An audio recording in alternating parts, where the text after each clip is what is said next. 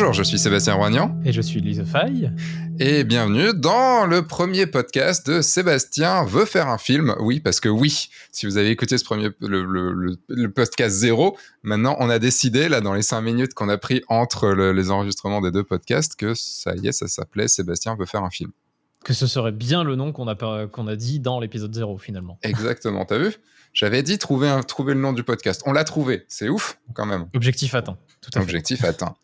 Et donc nous sommes ici dans ce premier podcast, de ce premier donc le premier format de ce qu'il y aura sur ce podcast. Nous allons parler du film dont j'ai parlé dans une vidéo sur F1.4 qui était la vidéo 5 putains de plans. Et donc là on va parler du film RRR.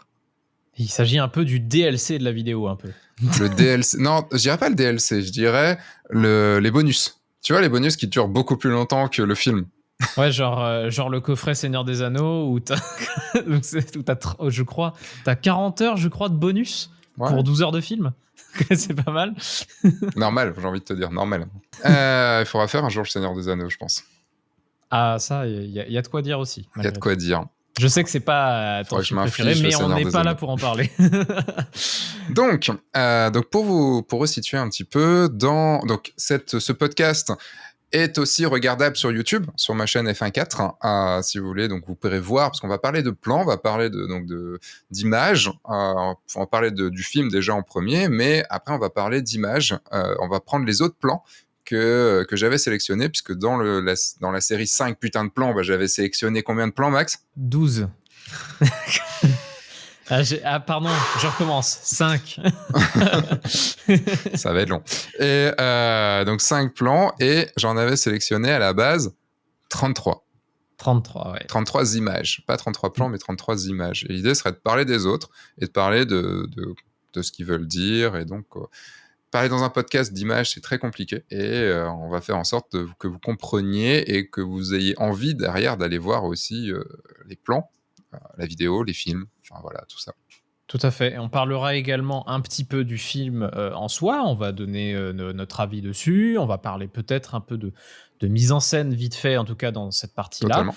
Mais c'est vrai que quand on parlera des plans, on prendra très peu, voire pas du tout en compte la mise en scène, la manière dont ça a été amené, etc. Un petit peu quand même. Sera pas l'idée. Un petit peu quand même. C'est ce que je dis surtout, c'est vu que ça s'appuiera sur un peu le concept de 5 putains de plans, le point de vue principal, enfin le truc principal dont on parlera, c'est vraiment la composition, la lumière, etc. Je pense que du coup, là, on peut se permettre beaucoup de choses dans ce podcast. Ok, on peut se permettre beaucoup de choses. On se permettra beaucoup de choses. C'est les joies du montage, vous allez oublier ce que vous n'avez pas entendu. Aussi, peut-être un petit disclaimer, ce podcast n'a pas vocation à être une critique de film. Il y a beaucoup de podcasts qui sont sur des critiques de films, donc on va pas en rajouter un dans le lot. Ce podcast, on n'est pas des spécialistes critiques. On est plutôt, on va dire, deux amateurs de cinéma, de très gros amateurs de cinéma. On va parler de notre ressenti, qu'on aime ou qu'on n'aime pas, enfin voilà, des choses et tout. Ça va être une discussion autour du film.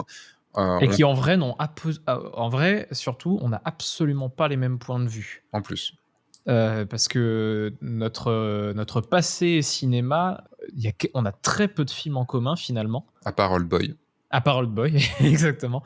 Et c'est peut-être ce qui va plaire finalement. On sait pas, peut-être. Puis surtout, c'est pas un concept que j'ai vu ailleurs. Il y aura spoiler au fur et à mesure. Il y aura des spoilers parce qu'il y a des plans très iconiques, des plans qui nous ont fait lever de notre siège dans la salle de cinéma.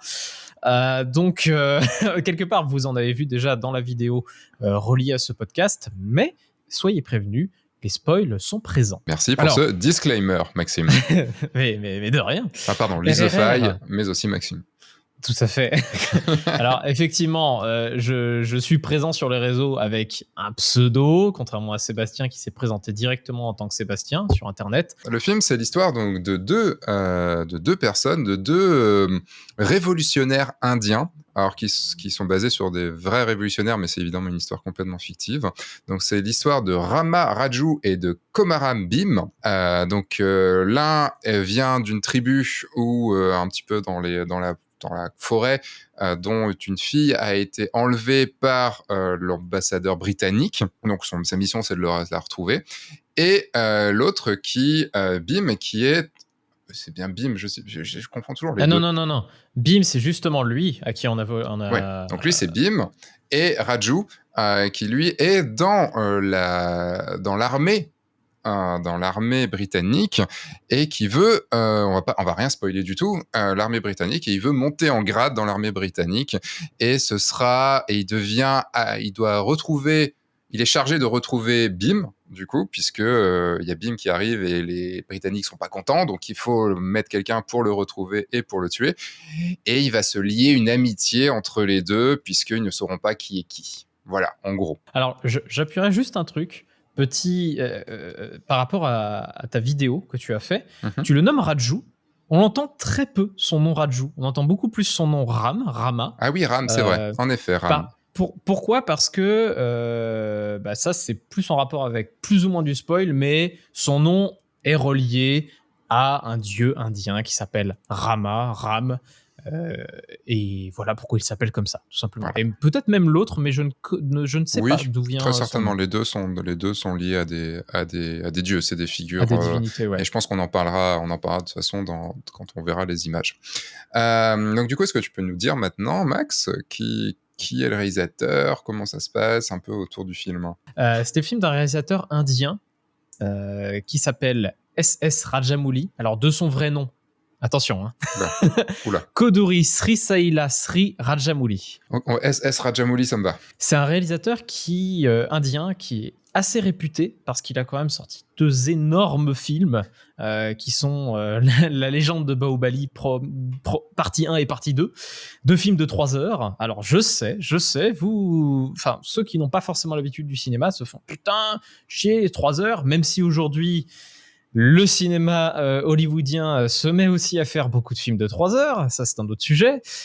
RRR à 3h07. RRR fait 3h07, mais heureusement, on ne les voit pas passer. Et je tiens à noter à parler d'un film qu'il a fait aussi, dont on nous a parlé lors de notre séance, qui s'appelle Eiga, qui est le nom d'une mouche qui va se venger, en fait. C'est que j'ai toujours pas vu. Je l'ai pas encore vu non plus, mais j'ai hâte, parce que rien que le pitch est incroyable. Voilà. Donc c'est un film indien avec tout le fast qu'on connaît des films indiens, mais il y a une différence, c'est que il n'y a globalement qu'une seule chanson. Et qu'un seul moment de danse, pardon. Il n'y a qu'un seul moment de danse, pas qu'une seule chanson, mais qu'un seul moment de danse. Pire que ça, parce qu'il casse un peu le cliché autour de ça, c'est que c'est pas un moment tant comédie musicale qu'un moment vraiment qui s'ancre complètement dans le récit. Par rapport à beaucoup d'autres films bollywoodiens que j'ai pu voir, et qui, là, on a vraiment une musique, et cette musique s'ancre dans le récit, et c'est pour ça que potentiellement, c'est pour moi le film indien que j'ai vu, attention, qui est peut-être le plus grand public, qui rebutera peut-être le moins de monde. Le plus occidentalement possible, on va dire. Effectivement. Ouais, c'est peut-être ça le terme. Donc ce film, on l'a vu tous les deux. C'est pour ça aussi qu'on en parle là comme ça. Ce film, on l'a vu tous les deux. On l'a vu ensemble, c'est plus ça. Surtout parce qu'on l'a vu tous les deux, mais ça c'est... Oui, on l'a vu, oui, ça veut dire la même chose, mec. On l'a vu ensemble, du coup, lors d'un festival. Je ne sais plus le nom du festival à Lyon. Hallucination collective. Ah, c'est les hallucinations collectives. Donc c'était il y a un an. Il y a un an, il repassait, parce que ce film a malheureusement pas beaucoup été diffusé en France, très malheureusement. Donc on a eu la grande chance de le voir au cinéma. Bah déjà, quand même, je tiens à dire que contrairement à d'autres films indiens, il a bizarrement été beaucoup visible. Oui, il est sorti en France. Il est sorti déjà. Genre ça, dans 5 salles. C'est incroyable. Mais non, peut-être pas dans 5 salles, justement. Allez, il est arrivé au pâté. Déjà, je trouve ça incroyable. C'est un truc français s'il est arrivé au pâté, là. Non, mais... Non, mais déjà, je trouve ça incroyable. Moi, la première chose que j'ai envie de te dire, c'est... on l'a vu dans une salle, dans un festival, etc. Qu'est-ce que t'en as pensé ? C'est tout bête. En plus, on l'a vu dans des conditions que je déteste, c'est-à-dire avec plein de monde dans la salle. Et en fait, je ne regrette en rien de l'avoir vu avec plein de monde dans la salle. Ils ont même fait un entracte au milieu, comme dans les films indiens, les films longs comme ça. Et généralement, moi, je déteste voir un film avec plein de monde parce que t'as les bruits des autres. Enfin, ça m'emmerde en fait d'avoir du monde avec moi au cinéma. Et là, c'était génial parce que ça donnait une ambiance de dingue et c'était un film qu'il fallait voir avec tout ce monde-là et surtout dans le cadre d'un festival où tout le monde était là à fond, était prêt à avoir un film bollywoodien qui claque sa race. Voilà. Tout le monde est là pour les mêmes intentions et c'est ça qui est fort, même s'il y a du monde. Enfin, pour les mêmes ? Et dans le même amour du cinéma. Tout à fait. Et quand je vois en fait les cris, les joies qui se créaient dans cette salle, en fait, ça allait bien avec le film. En fait, il y avait un côté spectacle finalement. On n'était pas que devant un film, on était vraiment devant un spectacle. Et donc, ce que j'en ai pensé, je dis souvent que RRR, c'est ma claque de 2022. Et que ça faisait très longtemps que j'avais pas eu une claque comme ça au cinéma.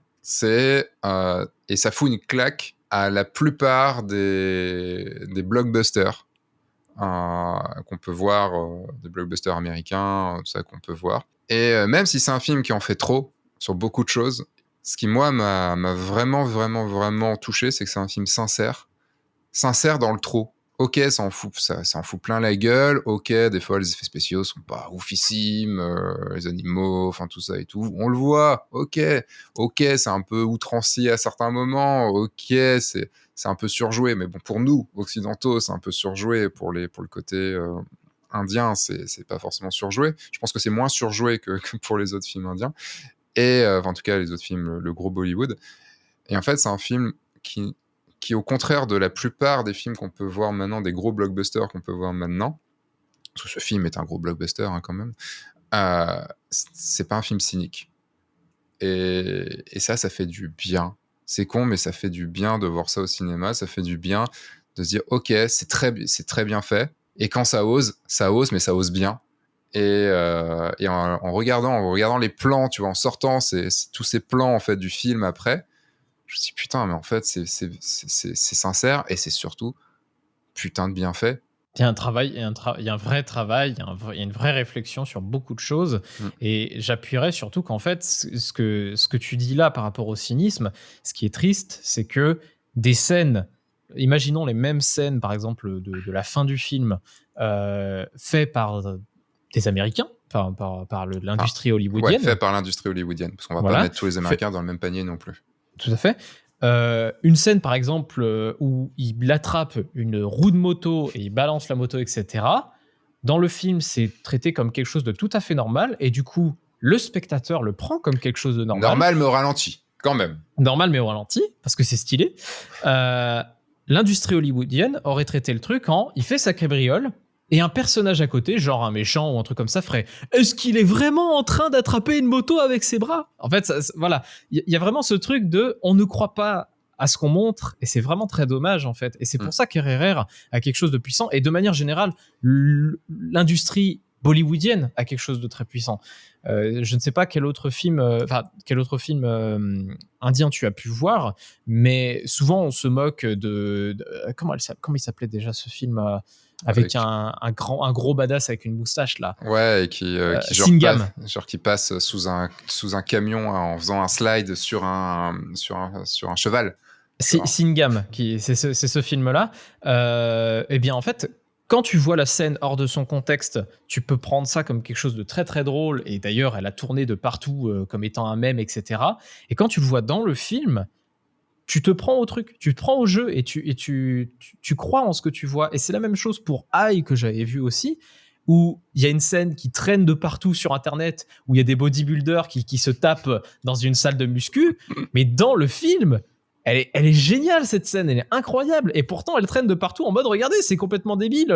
C'est des mecs huilés qui se tapent dessus. Bref, c'est tellement dommage. C'est ça, et en fait, ils le font à fond. En fait, c'est ça qui est cool. Ils le font sérieusement, sans se prendre la tête, mais à fond. Et ils se posent pas la question de est-ce que c'est possible ou pas. Et sur ce que tu dis là, sur le fait que oui, en effet, sur un film Marvel, il y aurait eu quelqu'un qui aurait fait une petite blague. Putain, la vache, il est fort, tu vois. Enfin, un truc ou un truc qui aurait décrédibilisé totalement la scène. Tu vois, juste avant ce plan-là, donc on a dit qu'on spoilait. Juste avant, il y a une des scènes que moi perso j'aime le moins, mais en entendant des gens en parler, apparemment cette scène a beaucoup plu. C'est la scène où ils sont tous les deux l'un sur l'autre. Oui. Puisqu'il y a Bim qui... Non, pas Bim, il y a Ram qui ne peut plus marcher. Ses jambes sont... il n'y a plus de force dans ses jambes. Et donc, du coup, Bim le prend sur ses épaules. Et donc, ils sont comme une espèce de bête à 2 jambes et à 4 bras. Et ils ne font qu'un. Ils ne font qu'un et ils sautent. Ils sautent des trucs de 2 mètres. Enfin, voilà, c'est un truc hallucinant. Ils escaladent un truc à 2 en même temps. Enfin, ouais, ils font des trucs d'acrobates et tout. Bah, tu vois, même ça, là, j'étais ok, bon, ouais, c'est un peu beaucoup là quand même. Bah, même ça, c'est fait avec tellement de sincérité que, ouais, bon, allez, c'est bon, j'accepte. C'est pas grave, j'accepte, tu vois. Et il y a personne, il y a pas un putain de Britannique qui fait, oh putain, mais dis donc, mais ils sont aussi forts que, enfin, mais c'est pas possible, c'est pas faisable, un truc comme ça. Tu vois, c'est plutôt les Britanniques sont là, et ils ont peur, tu vois, ils se cassent parce qu'ils voient que c'est une machine à tuer qui arrive, quoi. Mais ils y croient vraiment, ils s'en foutent, en fait, de la véracité du truc. C'est vrai dans le film. Moi, j'aimerais qu'on parle d'un truc, c'est ta sortie du film. Parce qu'en fait, je sais pas si tu te souviens, quand on sortait du film, on devait noter le film avec des petits papiers, de 1 à 5. Ouais. Tu n'as pas mis de 5. Et souvent, je t'entends dire non, je mettrai pas la note maximale parce que le parfait n'existe pas, machin, etc. Pourtant, à ma manière de penser, ma note de 10, ma note de 5 sur 5, etc., c'est plus ce que j'attends le plus du cinéma. Et finalement, est-ce que tu n'aurais pas pu mettre 5 ? Parce que je te sentais moins enthousiasme que maintenant sur RRR quand on est sorti de la salle. Tu sais pourquoi ? Vas-y. Parce que la deuxième partie m'a un peu moins emballé. Tu vois, cette partie-là dont je parle, où ils sont l'un sur l'autre, la scène d'après dont tu parles avec la moto et tout, ça m'a un petit peu... Je crois que j'étais fatigué. En fait, j'étais fatigué parce que c'était tellement génial qu'il y a un moment, ouais, ok, tu vois, les 3 heures, j'en peux plus, en fait. C'est ce que je dis souvent sur Fury Road, sur Mad Max Fury Road, c'est que pour moi, le début est tellement fort que en fait, la fin m'emmerde parce que ça commence tellement très, très, très, très, très fort que pour moi, un film doit monter en crescendo pour avoir un truc de malade à la fin, alors que c'était tellement fort dès le début qu'à la fin, tu fais, ouais. Enfin, je sais qu'on n'est pas tout à fait d'accord là-dessus, mais en tout cas, moi, c'était mon ressenti en sortant du cinéma. Et je pense qu'il y a eu ça. J'étais un peu crevé. Et il fallait que j'intègre le fait que, putain, je me suis pris ça dans la gueule, en fait. Et en le revoyant, après, ouais, non, c'était juste ouf, quoi.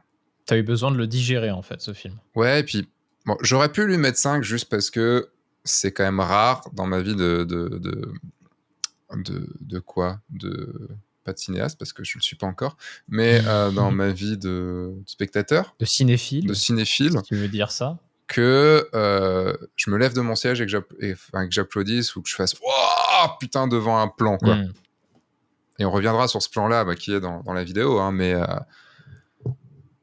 et du coup, est-ce qu'aujourd'hui tu mettrais ce 5 sur 5, hein, bien sûr. on a le droit au et demi ou pas? Sur 10, je mettrais 9. Parce qu'en fait, si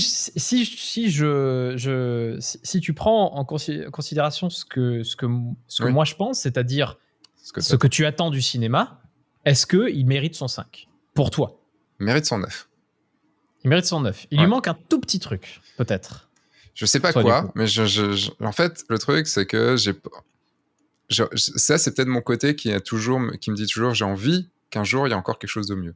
En fait, c'est juste que c'est des films que tu reverras forcément avec plaisir, que pour toi, que tu conseilleras, que pour toi, il y a quasiment, qu'il y a quasiment pas de défauts, ou que les défauts, on s'en fout finalement, parce que parfois, il y a des défauts, mais au final, ils ont un intérêt très pauvre dans ce que veut nous raconter le réal. Matrix 4, on en parlera.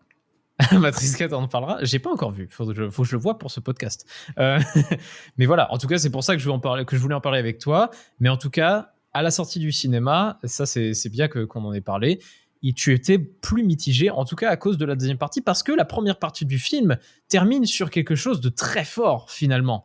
Et c'est pour ça, surtout, je pense que tu as eu cette si tu différence. regardes bien, dans les 33 plans que j'ai choisis, il y en a quand même 21 il y en a 21 de la première partie, et donc seulement 12 de la deuxième partie, sachant que dedans, il y a 2 plans du générique de fin.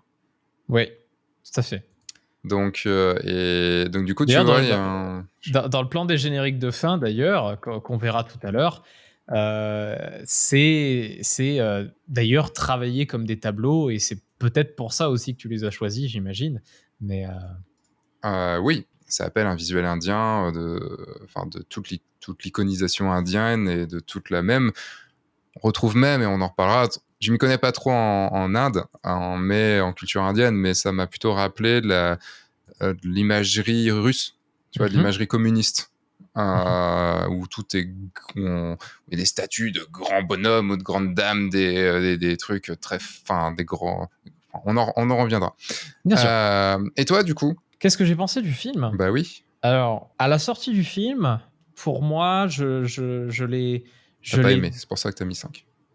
J'ai mis le 5 parce qu'il cochait beaucoup de cases que j'attends dans le cinéma. Et en partie, il m'a donné les mêmes frissons et les mêmes plaisirs que devant un Aïe de Shankar. C'est-à-dire retrouver la sériosité et le côté sincère, comme tu l'as dit, du cinéma Le indien. sérieux.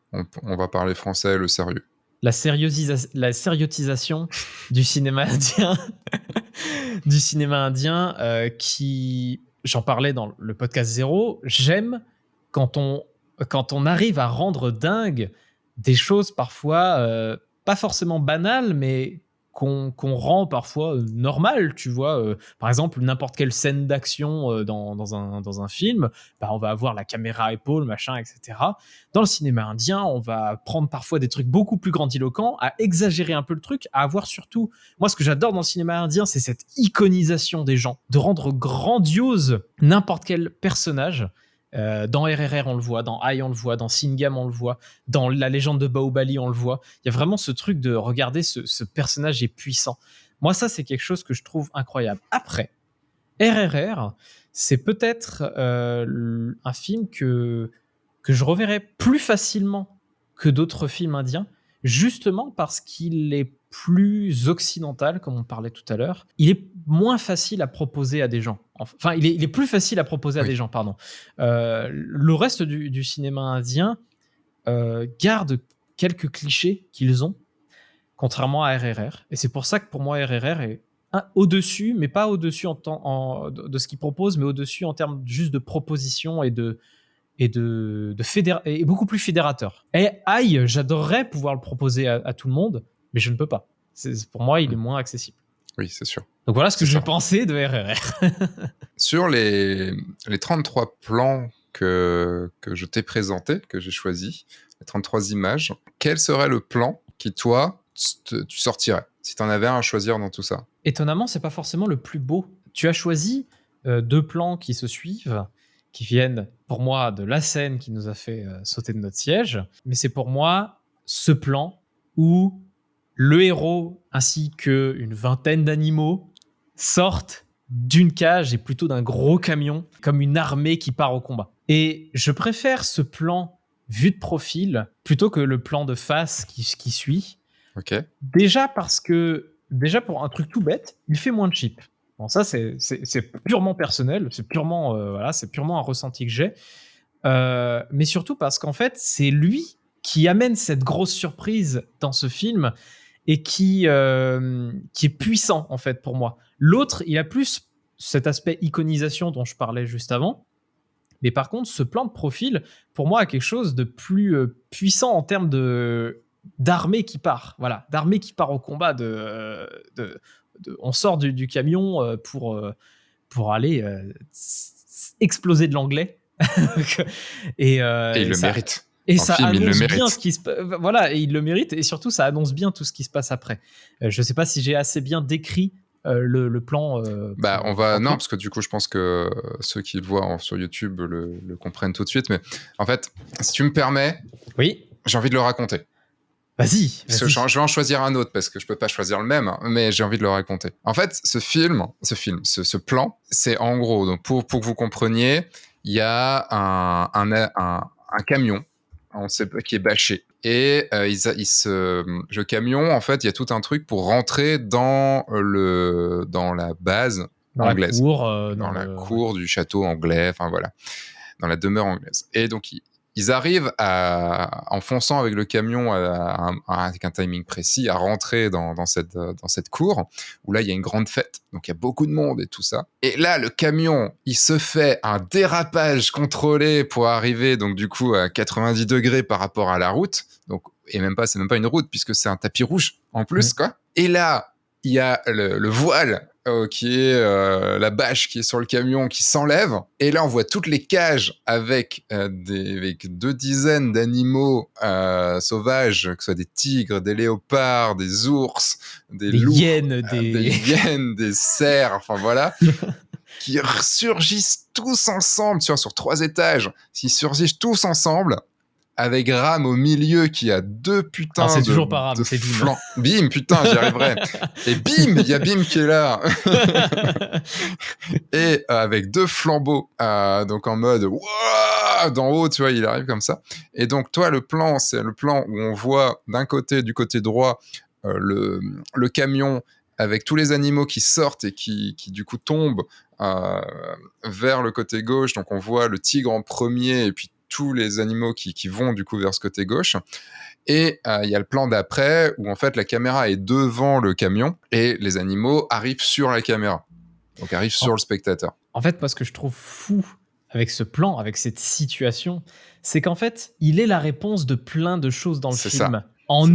En un seul plan ou en 2 plans, on va dire. Non, mais on va dire en un plan.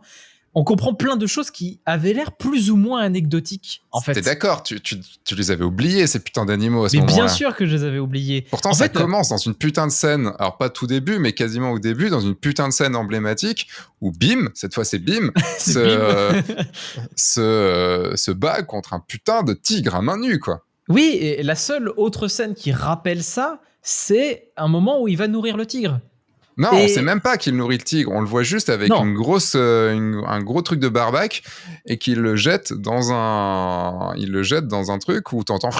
Ouais, voilà. Là où je suis pas tout à fait sûr, justement, c'est est-ce qu'on entend des trucs qui mangent ou pas. Donc c'est pour ça, en fait, c'est les deux seuls trucs qui nous font penser à ça. Et là, à ce moment-là du film, il y a vraiment ce truc de tu te souviens de ça? Eh bien, voilà à quoi ça servait. Bah en fait, je sais pas pour. Waouh! Quand il y a eu ce moment-là, parce qu'en fait, oui, en effet, le plan dont tu parles de profil, il le fallait pour que le plan d'après, qui est de face, où on se ramasse les animaux dans la gueule, en tant que spectateur, il le fallait, ce plan de profil. Et c'est vrai que c'est ce plan de profil qui te fout les frissons, parce que en un dixième de seconde, tu refais les liens dont tu parles avec les autres plans. Et en fait, c'est ça qui est super cool, c'est que je pense que dans un film blockbuster marvelien, un truc à la con comme ça, il t'aurait insisté sur, t'as vu, il y a des animaux. Et c'est pas qu'un seul tigre qui l'aurait été chopé, c'est d'autres animaux, c'est tout ça.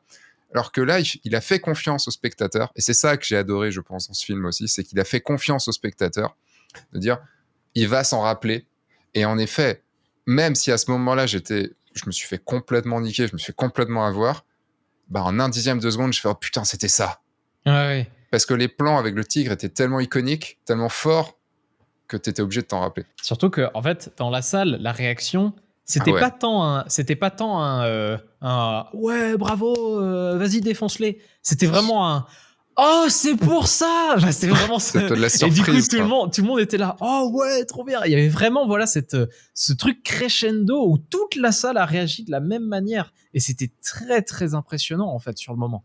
Il y avait vraiment ce truc de bravo quoi. Bravo. En effet, c'est ce qu'on attend aussi du cinéma. Enfin, il y a beaucoup de gens qui vont dire oui, mais non, mais là, bon, ça va, c'est du blockbuster. Mais le cinéma à la base, c'est quoi? Le cinéma à la base, c'est pas forcément de s'en prendre plein la tronche, mais c'est d'être surpris. Oui. Et ça fait combien de temps qu'un film t'a vraiment surpris? Tu poses la question à moi? Ouais. Faudrait que j'y réfléchisse. Au cinéma. Au cinéma? Ah, quand même, Parasite a été quelque chose quand même. Je l'ai vu en avant-première et Parasite a été quelque chose. Mais après, j'appuierais juste un truc que tu as dit, c'est pas parce que c'est un blockbuster qu'on doit prendre les gens pour des cons, en fait, tout simplement.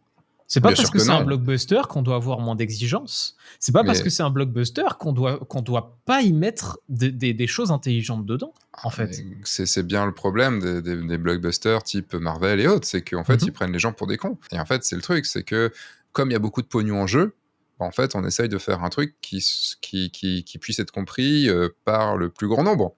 Mhm. Et comme disaient les inconnus. Et donc, bah, il faut faire en sorte de pas mettre trop de trucs et de bien faire comprendre les trucs et d'appuyer un petit peu, tu vois, tout, Mhm. comme on disait, quoi. Alors que là, tu fais confiance. Et c'est pour ça Et ça que fait plaisir. c'est pour ça que j'adore Fury Road pour ça, c'est que Fury Road, c'est un blockbuster extrêmement intelligent. Le début du film, enfin, le scénario du film, tu le comprends juste en voyant le film. Tu n'as pas besoin de l'expliquer, tu n'as pas besoin de le revoir, tu n'as pas besoin de... Tout le début du film, tu comprends le contexte, etc. Et là, on est pareil, enfin, on a exactement la même chose. Le réalisateur sait qu'on a compris. Le Mm. réalisateur sait En fait, que... le réalisateur a assez confiance. C'est pas qu'il sait, c'est qu'il a assez confiance déjà dans sa réal, dans son montage et surtout dans le spectateur pour se dire ok, c'est bon, on n'a pas Mm. besoin de montrer plus. Il y a eu cette première scène juste absolument tarée de bataille contre un tigre. Il y a la deuxième, il y a juste un tout petit plan ou deux là qui est même pas vraiment le sujet de la scène, qui est pas le sujet de la scène, parce que le sujet Non, de la scène quand il a la barbaque c'est qu'il parle et il marche. Donc du oui. coup c'est juste comme ça, on se fait ah tiens, c'est bizarre, pourquoi il met de la barbaque dans un truc comme ça? Ah, est-ce que ça aura un lien avec... Ah, je sais pas. Et puis tu es passé à autre chose. Et en fait, rien que ça, bah du coup, ok, c'est bon. Et ça On est suffit. bon. Et C'est ça suffisant. suffit. On passe à autre C'est chose. bien préparé. C'est de la préparation paiement, pas trop appuyé. Tu sais, la préparation paiement qui fait que on te montre bien un truc, c'est la caméra bouge, le héros ou l'héroïne, elle est partie, et puis la caméra reste sur un truc pendant 10 secondes pour bien te Mmh. montrer un truc, tu vois. Tu Elle a vois que ça, oublié ce sera ça. important. Elle T'as a vu le oublié ça. fusil de Tchekhov? Tu l'as vu le fusil, hein? Tu l'as vu, hein? Non mais attends, on te refait un plan, t'es sûr? Tu l'as vu, hein? Mais Sébastien, toi, tu retiendras lequel vu que je t'ai piqué celui-là? Ah là là là là. En fait, ça dépend si on parle d'émotion, si on parle de visuel. Là, on a beaucoup parlé de la scène en tant que telle, tu vois. Le plan est magnifique. Le plan est Le, très beau. le plan est très Mais beau, ouais. c'est aussi la scène qui fait Bien que sûr. faire Waouh, ok, dans ta Voilà, face. c'est un tout qu'on vient d'expliquer.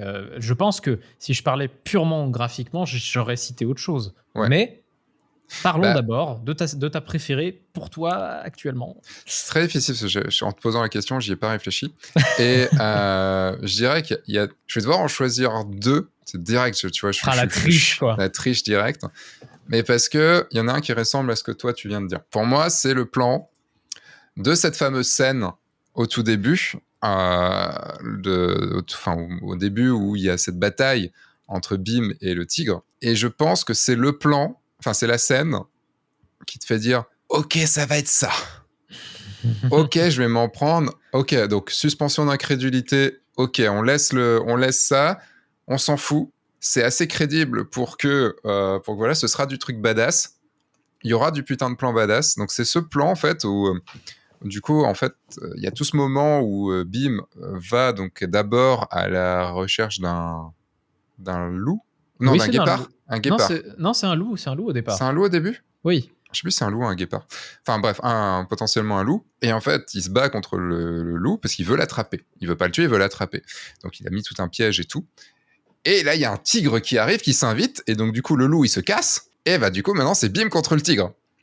Donc du coup, c'est plus un loup qu'il faut attraper, c'est un tigre. C'est un petit poilon différent quand même. En tout cas, au moins s'échapper ou calmer un tigre. Voilà. Et ce qui fait qu'à la fin, il l'attrape et il y a ce plan où ils sont face à face, c'est-à-dire qu'ils sont à 5 cm de la gueule de l'un de l'autre. Pourquoi? Parce que le tigre a été attrapé par une corde et il y a Bim qui doit retenir les deux cordes qui tiennent le tigre. Il le tient avec ses deux bras et il doit user de sa force herculéenne pour éviter, parce que plus il relâche, plus le tigre s'avance et plus le tigre va le bouffer. Et on est obligé d'attendre aussi, le tigre a été un petit peu endormi, donc il faut attendre qu'il s'endorme complètement. Enfin, en gros, il y a du espèce de chloroforme qui lui est arrivé, ou j'en sais rien, dans la gueule, et il faut attendre ça. Et donc, du coup, il y a ce moment où on est vraiment en close-up sur les deux gueules, puisque même le visage de Bim est un peu coupé, enfin le haut de la tête de Bim est un peu coupé, le visage du tigre est entièrement coupé, on voit juste un peu les bras, le buste, un tout petit peu les épaules en fait de Bim. On voit la gueule en grand du tigre, et ce tigre qui fait comme ça vraiment, Ah ouais, avec ce sang, avec ces griffures, avec tout ça. Ah ouais, ok. Bon, bah très bien. Ça va être ça. Ça va être ça, ce film, et je pense que je vais kiffer. Un plan que j'aime beaucoup, qui est un plan plutôt juste après Ouais. ce plan-là, c'est justement un plan où on voit juste son mollet, où il serre, tu sais, justement les deux cordes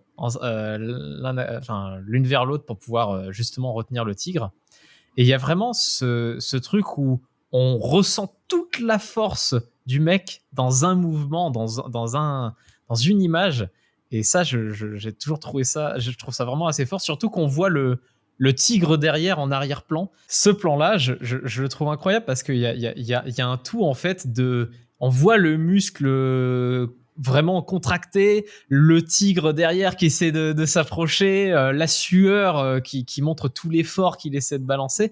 Et en fait, il y a quelque chose pour moi de regarde l'homme, il défonce l'animal et il y a quelque chose, Ah non, je le trouve extrêmement bien composé. pas qu'il le défonce. Non, On va pas pas dire qu'il le ça, parce défonce, mais qu'il le qu'il fait avec arrive à le. respect. Oui, mais qu'il y a quand même quelque chose de. Tu parlais de badass. En fait, il y a vraiment ce truc de. Ok, cet homme, il peut faire ça.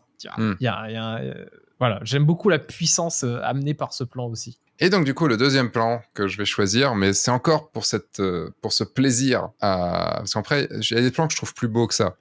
Du coup, j'hésite entre deux plans qui veulent dire la même chose, enfin, qui parlent du même moment. Mais je vais plutôt on va parler d'un plan que j'ai pas pu mettre, ou l'autre plan, j'ai pas pu le mettre non plus dans la vidéo. C'est la scène, en fait, de la danse. Donc, on disait tout à l'heure, il y a une scène de danse, de style comédie, un peu comédie musicale dans le film, qui est Natou Natou, la chanson qui a gagné aux Oscars, et Qui est génial. qui est absolument géniale et qui reste dans la tête pendant des heures et des jours et des jours, et que tu as envie de danser. Il faut absolument que j'arrive à la danser un jour, quoi. Il y a plein de vidéos sur YouTube pour apprendre à danser Natou Natou. Ce qui est très triste, c'est que les vidéos sur YouTube n'apprennent pas la danse entière. Ils apprennent que le pas. Non, il y a différentes... pas que ce pas-là, il n'y a pas que un pas, il y a plusieurs pas. J'ai vu une vidéo d'un mariage où il dansait ça. Ça, c'était très cool à voir. Carrément, si tout le monde s'y met. Ce qui aurait dû être aux Oscars, c'est con, tout le monde s'y est pas mis. J'aurais bien vu tout le monde, j'aurais bien vu plein de stars monter sur scène et faire Natou Natou, quoi. Ça a été trop cool, quoi. Et donc, en fait, il y a un plan, et ce plan est un peu anodin, parce que toute la scène est entraînante, il y a la musique, il y a tout ça, donc on peut voir avec là, le plan que... je montre un autre plan là, où c'est donc du coup Bim et Ram qui dansent. On voit d'ailleurs qu'ils sont pas totalement synchro. En même temps, le pas de danse est extrêmement rapide ici. Mais... Ouais, puis je sais même pas comment ils ont fait, parce que la musique ne ralentit pas, mais il y a des moments en slow motion pendant qu'ils dansent, et puis ça repart, et en fait, tu dis waouh, ok, c'est bon, c'est cool. Et donc là, c'est le plan où ils sont tous les deux en train de danser, mais comme sur une...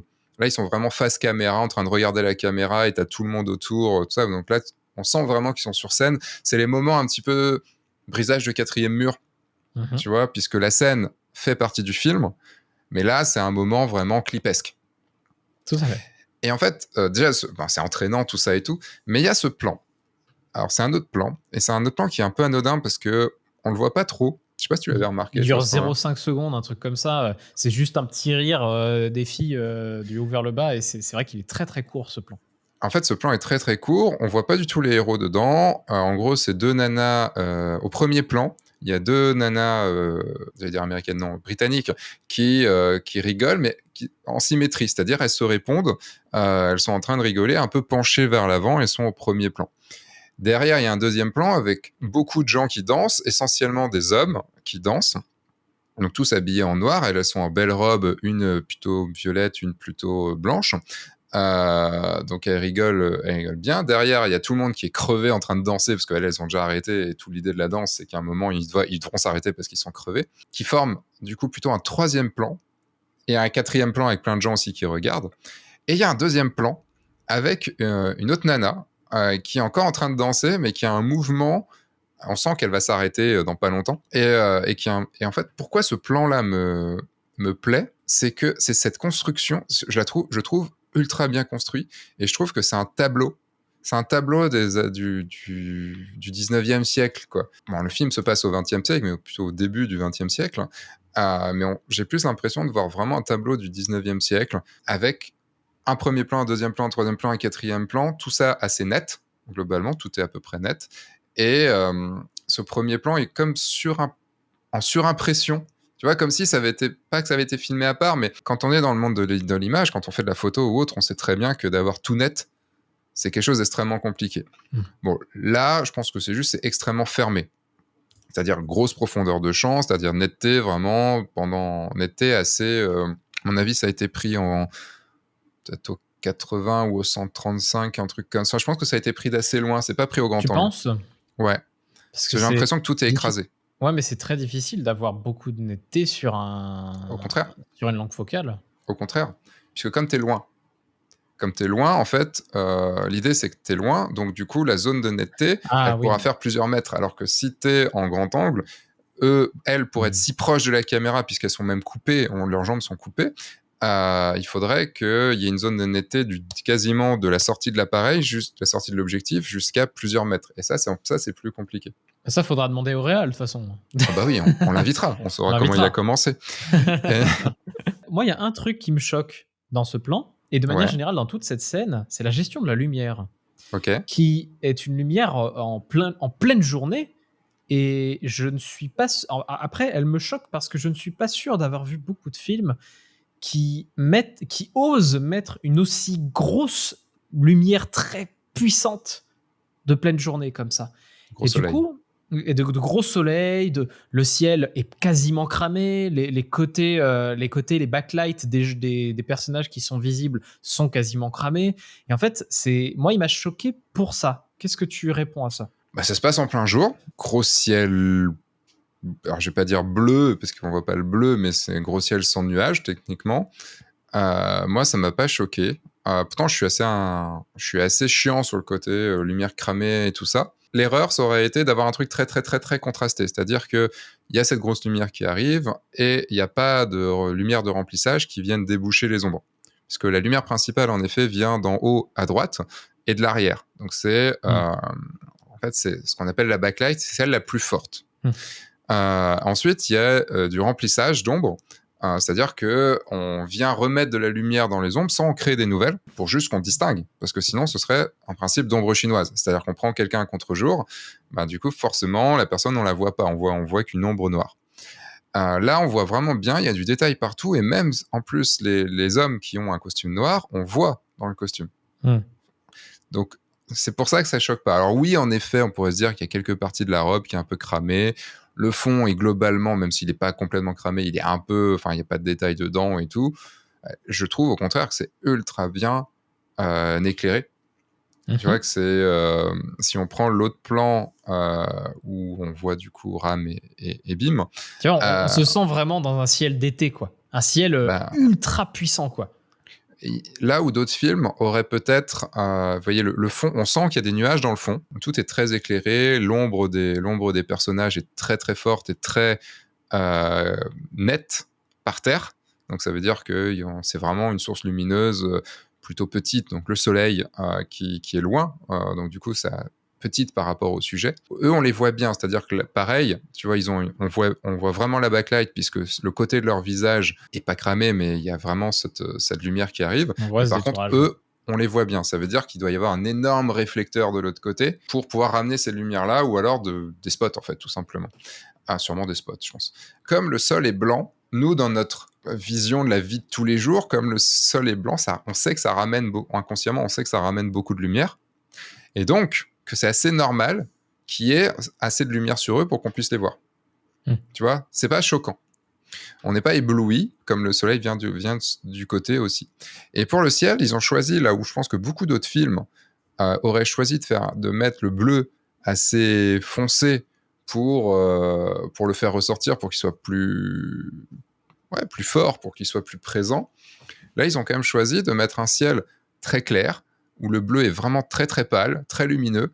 On distingue un peu les nuages derrière, qui sont un petit poilon cramé sur les bords. Et je pense qu'ils ont choisi ça pour qu'on se concentre un peu plus sur les personnages et d'avoir une esthétique un peu moins flashy à cet endroit-là, qui est plutôt, on va dire, dans un univers, alors que certaines autres scènes, dont celle dont on parlait avec les animaux, sont bien plus flashy, bien plus contrastés, bien plus colorés. Saturé, ouais. Saturés. Là, on est plus dans une légère désaturation, je dirais, des couleurs plutôt pâles. On va pas parler de désaturation, on va parler des couleurs plutôt pâles. On voit même dans les couleurs des robes, il n'y a aucune robe, peut-être à part une là sur le côté qui a un espèce de fuchsia, non pas fuchsia, De Bordeaux. Bordeaux, on va dire peut-être un peu fort. Il n'y a aucune autre robe qui n'est pas palote. Le plan que tu as choisi, en tout cas, est très.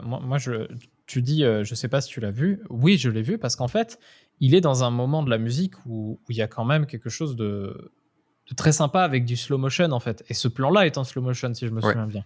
Il y a du slow motion et du coup, les plans en slow motion, ils ont quelque chose de.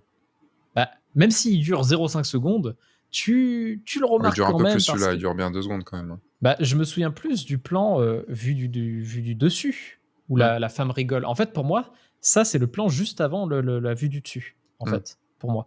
Et ce plan, pour moi, est très efficace parce qu'il montre bien la galère, mais quand même l'amusement de tout ça, en fait. Et très bon. Moi, je trouve bon choix. Très bon choix. C'est vraiment le côté tableau, moi, qui m'a... Et surtout la pose là, qui a été choisie, parce qu'en fait, la nana au milieu, elle est vraiment dans un mouvement un peu déhanché qui amène vers le haut. En fait, c'est marrant, tous les mecs regardent vers le bas, là où les nanas nous envoient plutôt notre regard vers le haut, le regard du spectateur vers le haut. Et ça montre aussi, puisque dans cette scène, pas oublier que les femmes étaient plus pour Ram et Bim, et les hommes étaient plus du côté du méchant, même si c'est pas vraiment un méchant, mais du connard, on va dire, puisque c'est pas le méchant du tout du truc, on le revoit plus après en fait, mais était plus du côté du connard, et donc du coup à devoir se battre vraiment, de battre à la danse les deux protagonistes. Je rajouterais à la sincérité du film, ce côté ultra plaisant qu'on croit aux figurants. Là, je ziote chaque personnage. Il n'y en a pas un pour le moment que je vois là auquel je ne crois pas. Est-ce qu'on pourrait même dire potentiellement que, contrairement à beaucoup de films de maintenant, les figurants y croient? Oui, c'est ça, exactement. Non mais c'est vrai, c'est vrai. Peut-être que c'est plus l'inverse justement, oui. Ce que j'ai assez adoré aussi dans ce film, c'est que même l'héroïne ou le méchant, donc dans les Britanniques, quand je dis l'héroïne, c'était la femme anglaise. Ouais, non, il y en a deux héroïnes. Donc l'héroïne anglaise, en gros, c'est pas des gens connus. En tout cas, c'est des gens que j'avais sûrement peut-être vus ailleurs, mais jamais vraiment vus. Et il n'y avait pas une star, tu vois, qui aurait pu du coup prendre le... Parce que le problème de quand on prend une star sur un film, c'est que même pour un petit rôle, tu vois, le problème d'Interstellar, de Matt Damon, à un moment, tu fais « Ah ouais, mais c'est Matt Damon !» Tout à fait. Et du coup, tu fais ouais, ta gueule, en fait, t'y crois pas. Enfin, tu t'y crois plus, mais ça va, il a fait le seul sur Mars, donc c'est bon. Et il peut bien être seul sur une autre planète, merde. C'est ça. Et tu vois, ça apporte tout le background de l'acteur ou de l'actrice, quoi. Et là, le fait d'avoir pour nous, des totales inconnus. Alors, je pense que du coup, les Ram et Bim, ils doivent être un peu connus en Inde. Et d'ailleurs, fait assez rigolo, c'est que sur Bahubali, partie 2, on entreaperçoit Ram, non Bim, pardon, on entreaperçoit Bim, y arrivé, en tant que garde du corps dans une scène, au début de... Alors je me dis, oh putain, il est trop cool, il est là, il va avoir de l'importance dans le film et tout, et en fait non. On le voit juste en tant que garde du corps dans une scène, c'est tout, au début du 2. Il y avait un thème dont tu voulais parler. Parce que quand j'ai choisi le thème de la symétrie dans la vidéo, tu m'as dit « moi j'aurais choisi autre chose ». Et qu'est-ce que toi t'aurais choisi? J'aurais choisi ce dont j'ai parlé un petit peu dans le début de ce podcast, c'est l'iconisation, en fait. Qu'est-ce que l'iconisation? Ma définition de l'iconisation? Vas-y. C'est rendre important quelque chose par l'image. Mais après, rendre important quelqu'un, par l'image. Plus que quelque chose. Ouais, voilà, c'est ma définition la plus contractée, ou la plus condensée que je peux donner.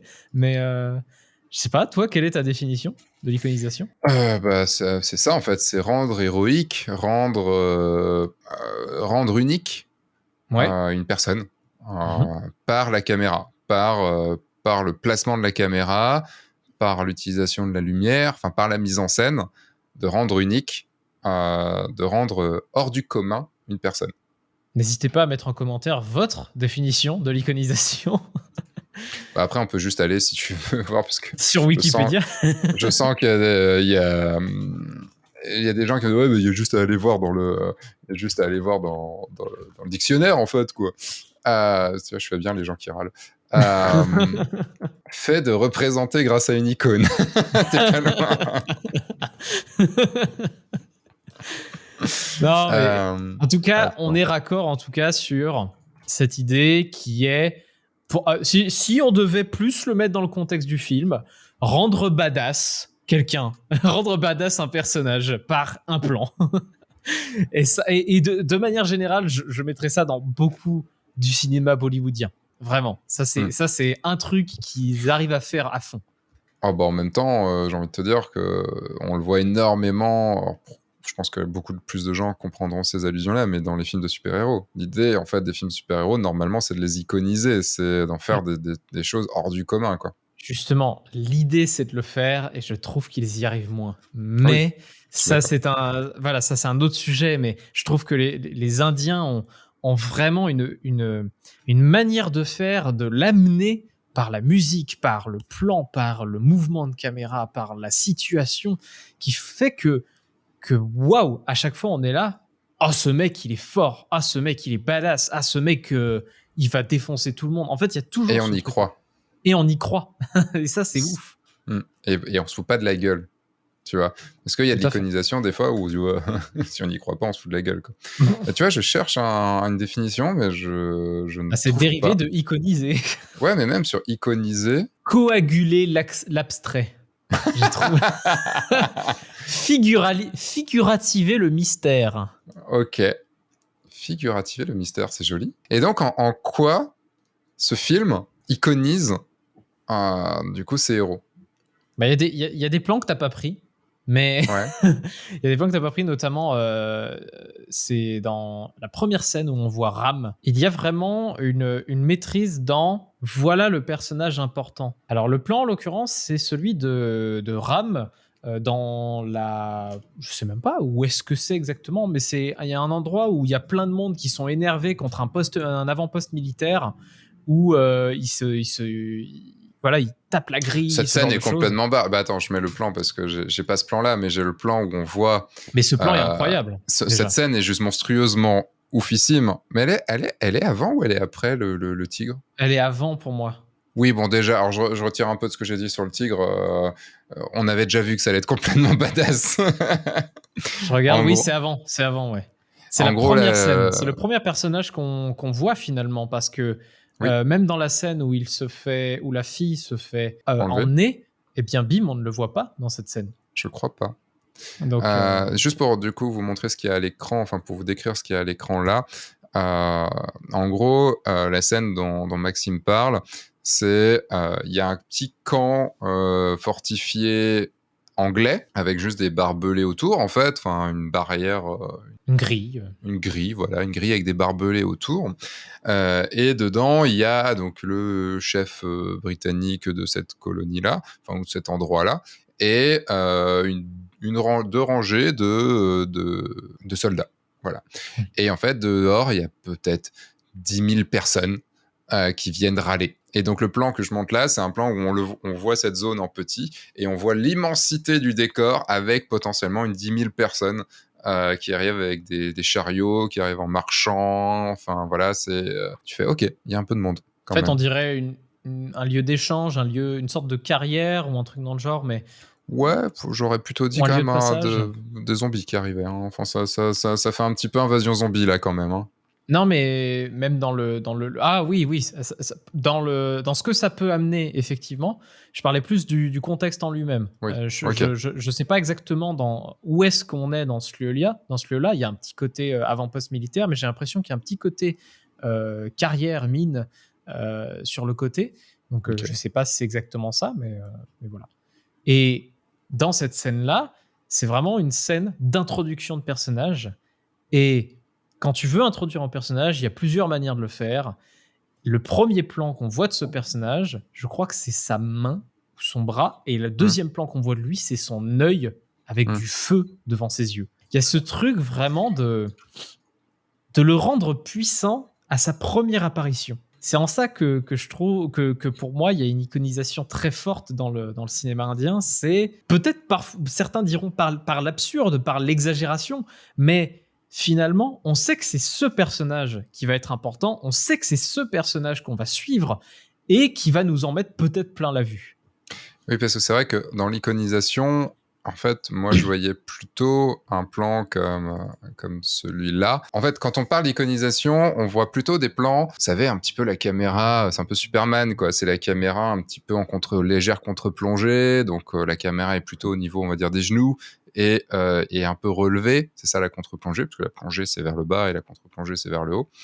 Et donc, légère contre-plongée, qui donne du coup plus de stature à la personne, qui donne plus de présence, de force, en fait, elle nous domine, et qu'elle soit centrée, cette personne, avec plein de trucs autour et tout, qui font dire, putain, ok, elle est badass. Là, le plan que je montre, c'est donc un plan juste après, pendant la bataille avec les animaux, dont on parlait tout à l'heure, où il y a les animaux, donc le soir chez les Britanniques, où là, du coup, dans le film, en plus, on a Ram et Bim, donc Bim est plutôt l'eau et Ram est plutôt le feu, d'où la caractérisation dont tu as parlé juste à l'instant, du feu qu'on voit dans ses yeux et tout, alors que Bim, ce sera plus du coup l'eau. Donc il y a l'opposition aussi entre eau, enfin il y a des grosses symboliques évidemment, où là c'est un peu mis à la truelle, hein, bien sûr, parce qu'en plus il y a les chapitres au début, c'est le feu, l'eau. Ouais, c'est à la truelle, mais on l'accepte. Ouais, On parce le que veut et on veut que ça reste comme ça et c'est très bien. Et c'est bien. Complètement. Et donc là, on a ce plan donc de Ram qui a une torche à la main, et derrière lui, il y a plein de feux d'artifice qui partent dans tous les sens. Donc lui est au milieu vraiment. Il y a une petite backlight sur lui, il y a une belle lumière, il y a ses cheveux ils sont toujours les cheveux impeccables, les cheveux qui ressortent. Je sais pas comment ils font, hein. Moi franchement, j'adorerais tellement avoir leurs cheveux. Enfin, bon, après il y a peut-être des heures de maquillage derrière, mais il est en posture, il a une jambe un peu en avant.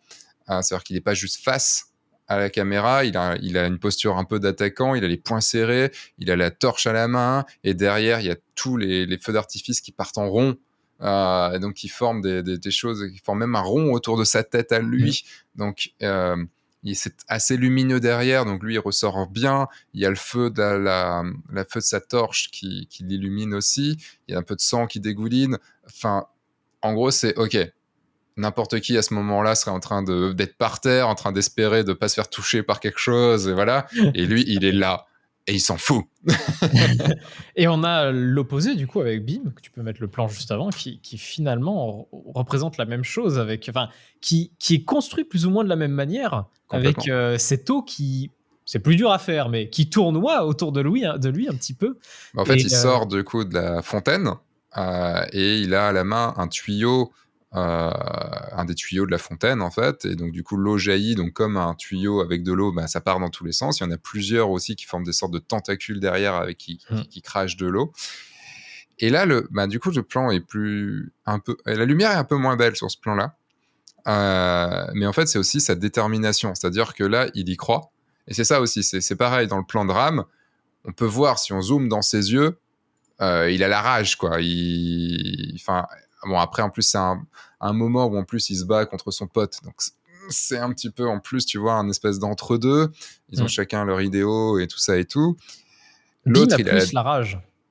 Bim a plus la rage à ce moment-là, parce que lui, il veut absolument tuer pas tuer, il veut récupérer la petite qui a été enlevée. Et on l'a trahi à ce moment-là.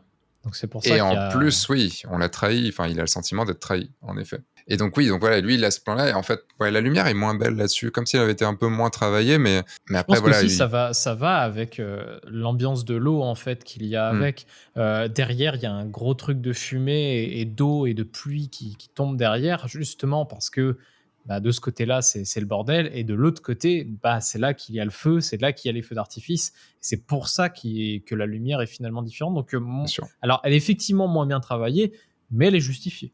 Comme tout à l'heure avec la lumière forte. Complètement.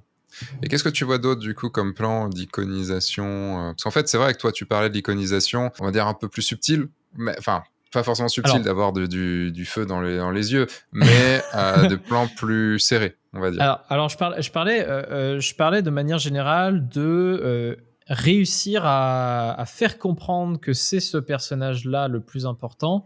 Et en l'occurrence, dans les plans que tu avais choisis, il y a effectivement la 26, la 27 et la 28 Oui, euh, forcément. qui rentrent dedans. Hein, donc ceux en podcast, vous ne le verrez pas, évidemment. Enfin, ceux qui Mais ne on va vont le qu'écouter, décrire. vous ne On le va verrez le pas. décrire, Mais on va t'inquiète décrire pas. tout ça. Et évidemment que ces plans-là fonctionnent aussi en termes d'iconisation. Je parlais du premier qui me venait parce que dans le récit, etc. Mais oui, ceux-ci, pour moi, en font partie. C'est Hmm. comment rendre la personne la plus badass possible en un plan, En fait, même si là, il y en a deux sur un des plans. Mais... En fait, là, on est à la fin. Donc, il y a Bim qui est venu, du coup, chercher son pote Ram qui était emprisonné. Et il s'évade dans ce fameux moment où il y a Ram sur les épaules de Bim. Et du coup, qui font des sauts et tout ça, et qui s'évadent. Et on peut même montrer le plan juste avant, oui. le plan juste avant, où en gros, ce plan est juste oufissime aussi. En gros, imaginez, ils sont en haut d'une tourelle et ils doivent sauter au-dessus d'un mur. Donc, ils sont en haut de la tourelle et ils sautent. Et donc là, il y a Ram qui est au-dessus sur les épaules donc de Vim. Et là, il saute. Il y a une petite lumière bleue comme si c'était la lune, mais on voit très bien que c'est une lumière studio. Hein, ça se sent vraiment. C'est aussi ça qui est marrant dans cette partie du film, c'est que avant, on le sentait pas trop, alors que là, on sent vraiment le studio. Même dans les plans d'après d'iconisation dont tu parlais, on sent la lumière studio, mais c'est pas grave, on l'accepte aussi un peu. Et là, donc, il y a cette lumière, cette backlight de la pleine lune qui vient de mettre un peu de bleu sur eux. On les distingue un peu devant, et là, t'as Bim qui est en position j'ai sauté, donc dans le vide, les genoux, enfin les jambes un petit peu repliées en arrière, en mode chute libre, et avec les bras tendus, avec un putain de fusil dans chaque main. Et une grosse mode... symétrie du corps, en vrai, c'est impressionnant.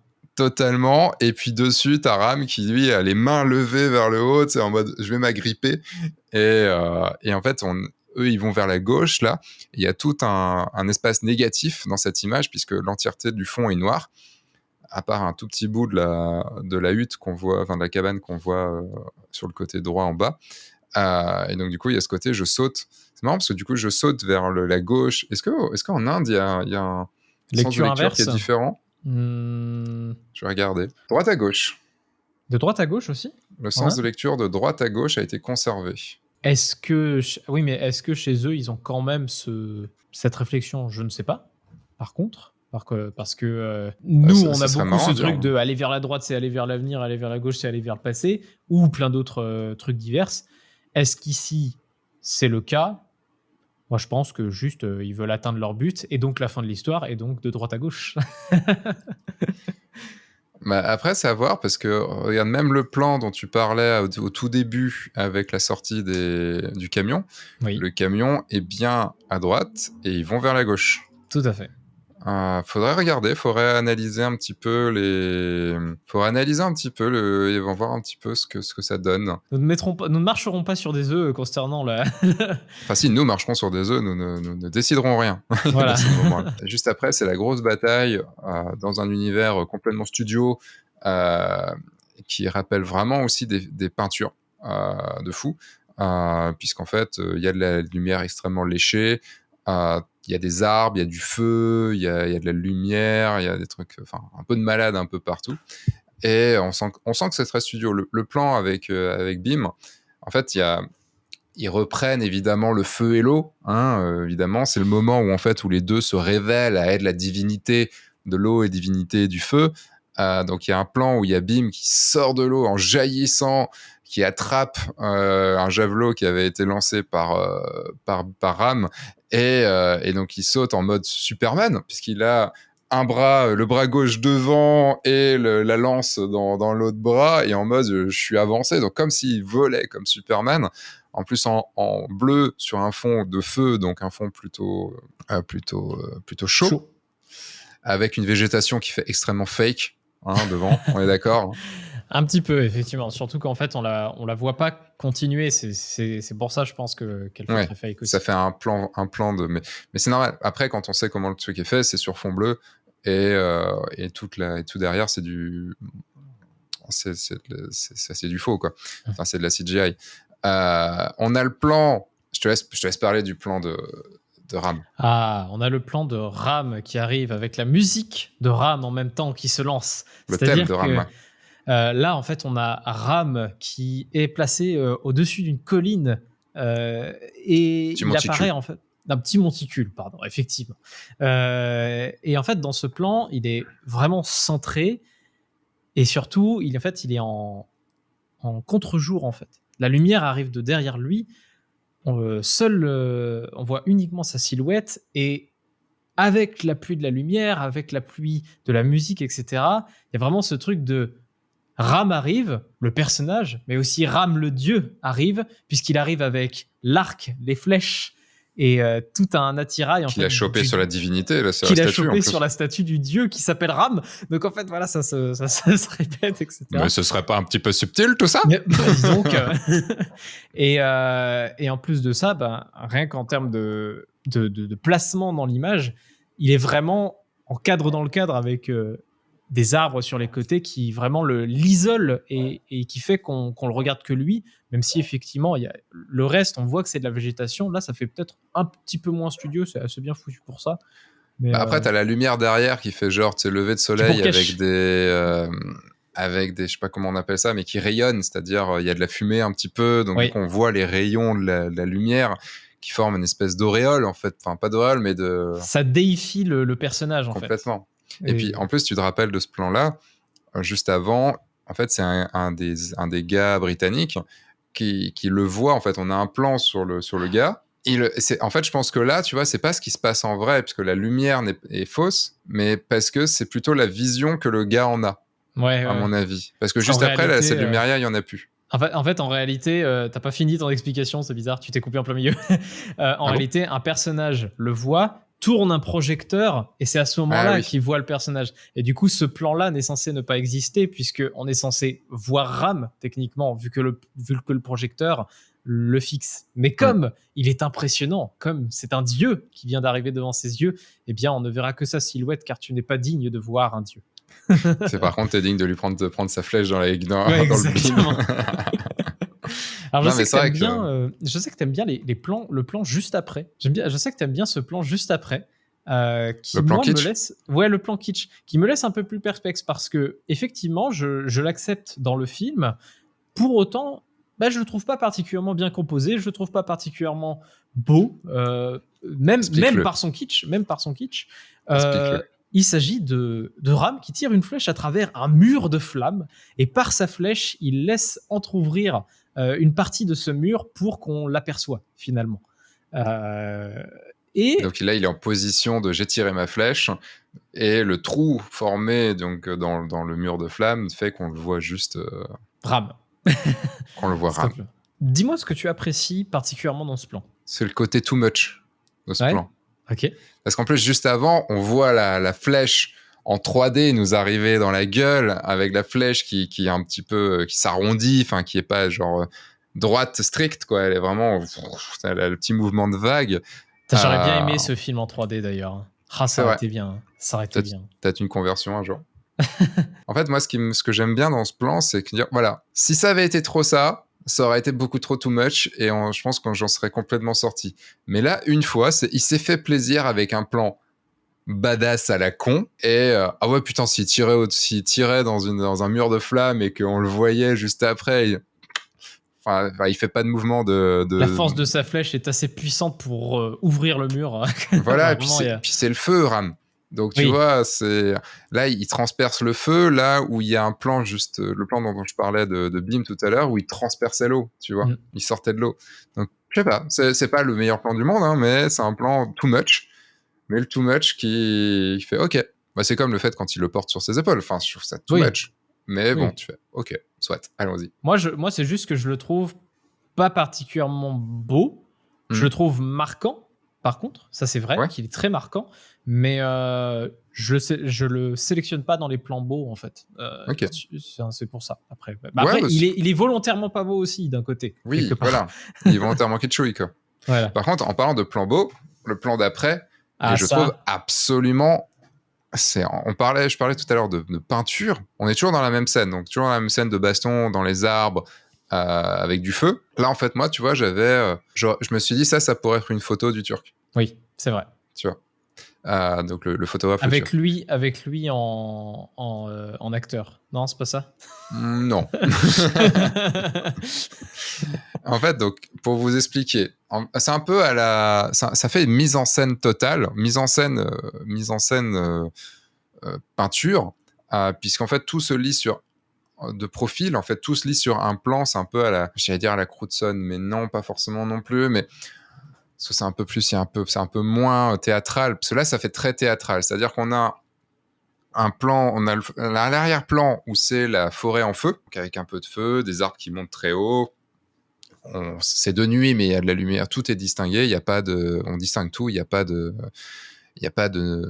sombre où on ne voit rien. Et au premier plan, il y a du côté gauche un arbre qui, on voit pas le haut, on voit juste le tronc en fait.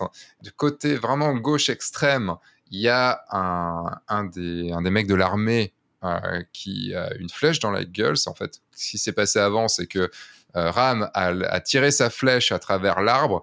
L'arbre a arrêté la flèche à quelques centimètres de la gueule du soldat. Et là, Ram, il a foncé sur l'arbre et il a sauté pour donner un coup de pied dans la flèche. Et donc, du coup, la flèche est rentrée dans la gueule du soldat et il en profite pour repartir de l'autre côté en tirant une flèche. Et donc, c'est une scène complètement juste dingue, puisque c'est impossible que ça se fasse en vrai, évidemment, comme tout le film. Et tu veux parler de la scène du drapeau?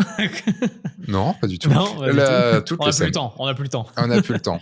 Et donc, du coup, d'un côté, en plus, on a une magnifique lumière avec une backlight, tout ça et tout, enfin, totalement justifié par le feu derrière. Donc, on a ce soldat qui est mort, mais qui est debout, encore tenu par la flèche, et vraiment sur le côté de l'image, genre, ça prend quoi? 1/6 de l'image, entre l'arbre et le. Donc, c'est vraiment très bord cadre. Et de l'autre côté, on a Ram qui est sur un point de force, sur un point de force, oui, en haut à droite, qui lui est dans une super belle position de tir à l'arc, genre vraiment avec la jambe en arrière, l'autre jambe, le genou vers l'avant, et avec une petite lumière de lune, pleine lune qui lui arrive, qui montre bien ses biceps. C'est une posture figée. En plus, cette partie est au ralenti, si tu te rappelles, ce plan est au ralenti, comme beaucoup de plans de ce moment-là, mais c'est juste, ok, on te fout de l'iconisation dans la gueule, on te fout du grandiose, on te fout de la peinture dans la gueule, et on s'en fout. On s'en fout parce que si t'as accepté tout le reste avant, tu l'accepteras, ça. Ça, c'est vrai. Ça, c'est complètement vrai. Bon, moi, c'était un peu too much, mais ce plan-là? Non, le tout. La scène de fin était pour moi un peu too much, mais... ou en plus quand ils sont avec la moto derrière et que la moto arrive pile poil dans le truc qui fait tout exploser. Enfin voilà, il y a un tout petit raccourci à un moment qui m'a un petit peu gêné, mais bon, au bout de 3h07, fallait quand même en finir. Et je trouve que ce plan, je sais pas si vous me direz, vous nous direz dans les commentaires si vous comprenez, parce qu'on vous mettra un lien vers une page pour voir tous les plans quand même.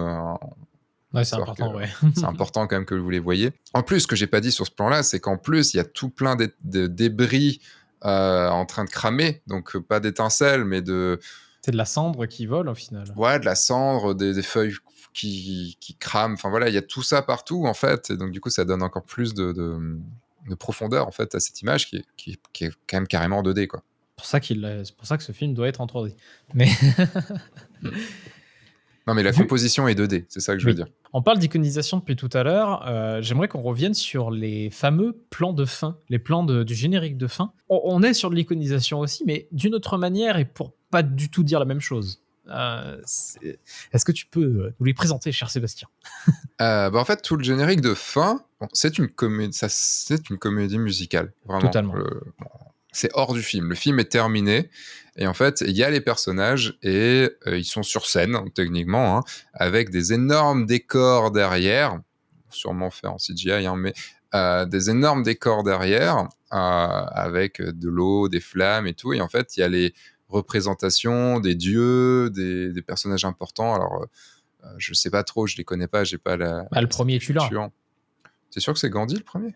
Ah, je suis J'ai pas quasiment sûr que ça l'impression. l'est. Après, si ça ne l'est pas, bon, bah, honte à nous, honte à moi, pardon, mais mais Je je pense pense pas que ce que soit Gandhi. Je pense ah! pas. C'est dit dans les paroles de la chanson, donc Ah, c'est pas trop compliqué à aller voir. J'y vais 2 secondes. OK. Hop. Je pense pas que ce soit Gandhi. Il s'agit d'un région d'origine de Mohamed Gandhi, donc OK, je donc pense que c'est Gandhi.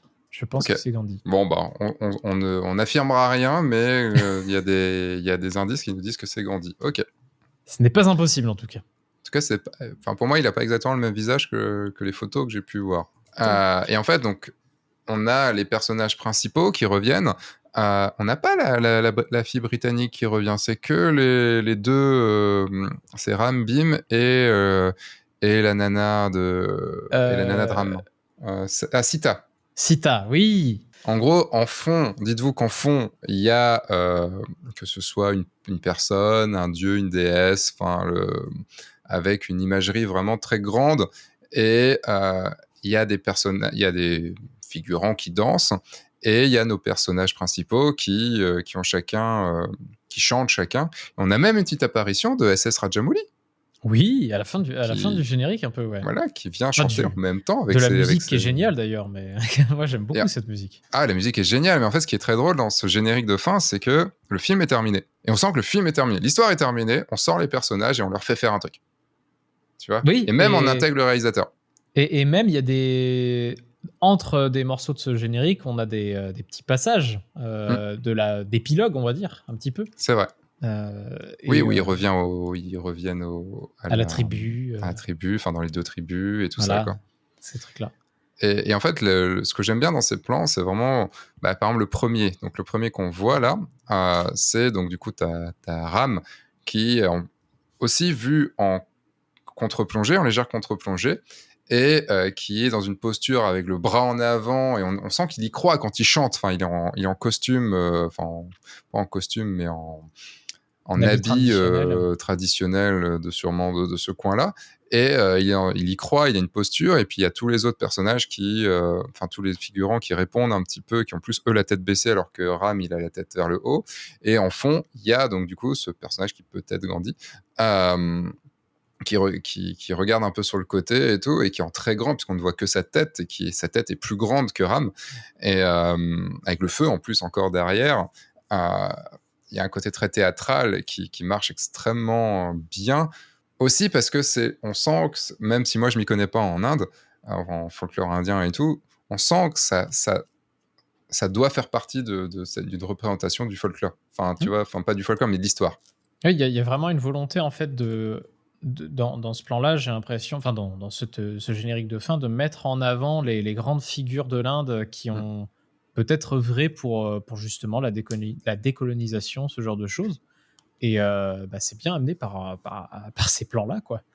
Et c'est comme si nous, on reprenait ben, vraiment si on parle par exemple de la Seconde Guerre mondiale avec les résistants et tout, et que on avait Mmh. vraiment les personnes, enfin les dessins des personnes comme ça, avec toute leur histoire un petit peu autour, et la représentation qu'on en fait, ou même, enfin je parle de la Seconde Guerre mondiale, mais ce serait plus plutôt, enfin pour être vraiment genre dans le classico-classique, une Jeanne d'Arc, tu vois, Mmh. là le plan que je montre, il y a une guerrière qui est sur son cheval avec son sabre, donc du coup on a Sita avec son sabre aussi devant qui est en train de chanter, et, qui est comme respectueuse, enfin elle a la tête vers le bas, comme respectueuse face à la personne et tout. On pourrait très bien avoir, en France, c'est la même iconisation qu'on aurait sur Jeanne d'Arc. Oui, c'est vrai. Donc bon, Et on va pas. je vois d'ailleurs que ce personnage qu'on voit là actuellement, Mhm. qui est, Cette guerrière. voilà, cette guerrière. En fait, c'est une guerrière qui a combattu, justement Anglais lors de la colonisation des Anglais de l'Inde. Ok. Donc, Bah, ce qui est au final assez logique, parce que de ce que voilà. j'ai lu, même si Ram et Bim n'ont pas existé, ils sont quand même calés sur. Je crois qu'à la base, c'est Rajamouli, quand il a écrit le truc, ils se sont dit tiens, et si tel révolutionnaire et tel révolutionnaire se rencontraient, Mmh. et il y avait une action ensemble, en fait. Donc même s'ils sont fictifs, ils sont quand même basés sur des révolutionnaires qui ont existé. Mmh. Tout à fait. Est-ce que Ok. tu as d'autres plans, dont tu aimerais parler? Je pense que oui, parce qu'il Hmm, y a quand même beaucoup de beaux plans. Il y avait beaucoup de beaux plans. Après, allez, globalement, il y a deux plans dont j'aimerais parler. Est-ce Moi, que toi, il y en a? moi, il y en a un en particulier que j'adore, c'est le plan sur l'ambassadeur anglais, la 21. La 21? La 21, celui-là. Ok, J'adore ce plan-là. vas-y, je te laisse le raconter. Alors, c'est un plan en point de vue zénital sur l'ambassadeur anglais, donc qui est en habit avec une grosse fourrure, vraiment très royale finalement. Il tient une arme qui traverse toute l'image de droite à gauche, et donc tout son bras en fait et son arme traverse toute l'image de droite à gauche de l'écran. Et en fait, ça coupe vraiment l'image en deux. Il a le regard bien sur nous. Et en fait, dans ce plan-là, il regarde Bim, en l'occurrence, pour le menacer. Et ce que tu disais Alors, pas pour le dans... menacer, puisque Bim est au-dessus, agrippé, et en fait, il menace la fille qui venait sauver, tu vois. Oui.